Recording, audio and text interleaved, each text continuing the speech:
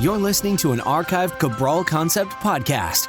After listening to this show, check out the most up-to-date podcasts available at stephencabral.com/podcasts or search directly on iTunes.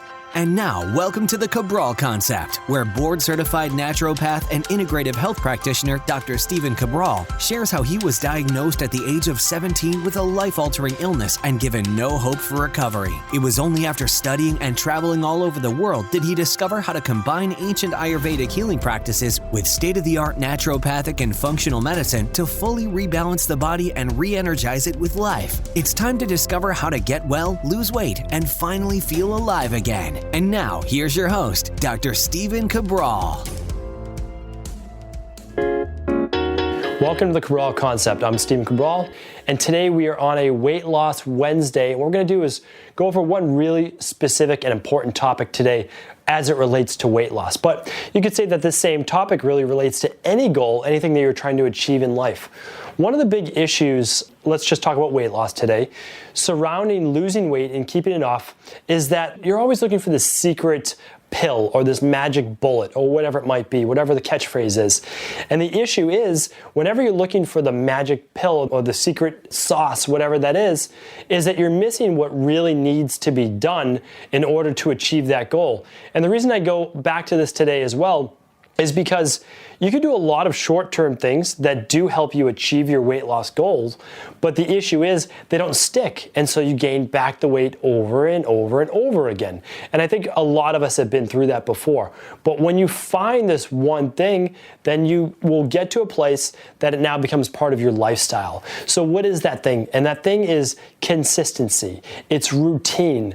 So a lot of people don't like to talk about routine or whatever it might be, but I'm telling you this right now, you need to find a routine that works for you. And that doesn't mean, depriving yourself of calories or not being able to have cheat meals or exercising every day for 2 hours. It's none of those things. It's find a routine of what your body needs, specifically unique to you, to lose weight and then maintain your healthy weight for life. Now, let's go through some examples of that. So really a popular thing right now is over-exercising. And we go through waves, essentially, in our society of exercising too little, too much, using stability balls, or then using kettlebells or bands, or now TRX. It's kind of like whatever the new popular thing is.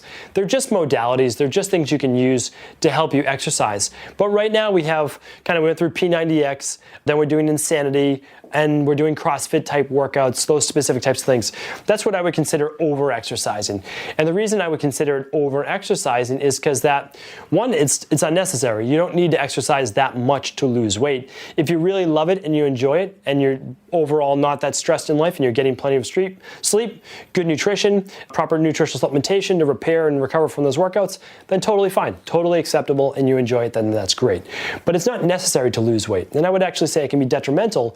And the reason is, how are you going to keep that up forever? You're not going to do P90X forever or Insanity forever. You're certainly not going to do CrossFit 10 years from now. I don't think that's a long-term exercise protocol and plan.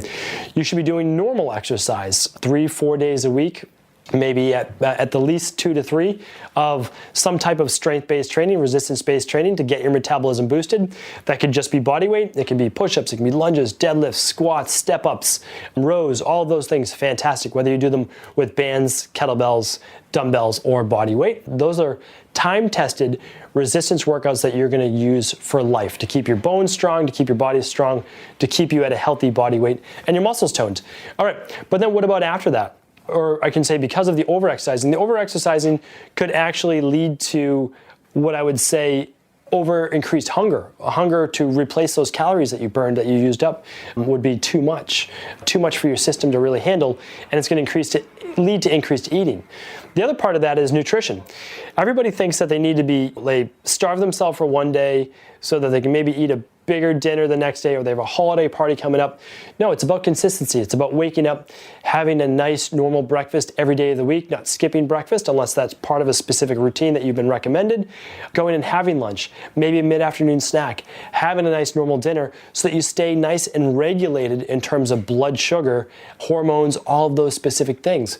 Is that your body likes routine. That's the bottom line. It likes consistency, and unless you really can hone in on that, and that means that more days than not, are doing the correct things. And I like to say, if you're doing the correct things in terms of nutrition, exercise, sleep, 80% of the time, 90% of the time, that means, a day a week might be thrown off or somewhere in there, one cheat or two cheat meals potentially per week. You're keeping your routine consistent beside that. I have a very good hunch, and just because I've seen this work out in clinical practice, over decades now, that it's worked, that you will get to your goals sooner than you think. And the reason is that we can all dip down 5 pounds in, let's say, a week's time. But can you keep that weight off? That's the important thing. And that's what we try to stress to our clients, is that yes, losing weight is important. Yes, getting your goals are important because they help your self-image. It's a nice jump start to where you want to get to in your life, and it's great to accomplish those things. But in my opinion, it can be discouraging if you achieve those goals and then you just slide right back. So what is the end answer? The end answer is finding a breakfast that works for you, finding some lunch places around where you work or where you live that work for you, dinners that are healthy but that are also maybe quick and easy to make. Those are healthy as well. That's part of your overall routine. Making sure that you have a snack available mid-afternoon that's there at your desk if you're at work or at home, that you're not keeping the foods that you shouldn't be eating around your desk or in your cabinets at home, because then you can't make those poor choices in the first place.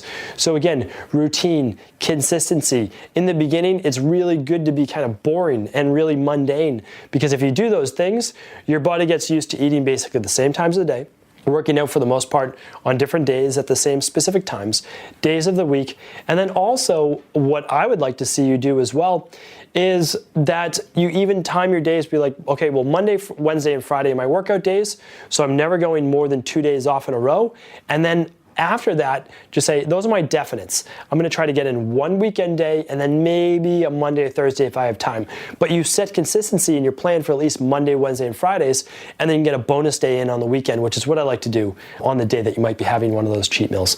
So hopefully you understand the big takeaway today is routine and it's consistency. And it's not necessarily having to be perfect all the time, but really sticking to a plan that you know will work for you for the rest of your life in terms of lifestyle and in terms of maintaining that weight loss when you do lose it.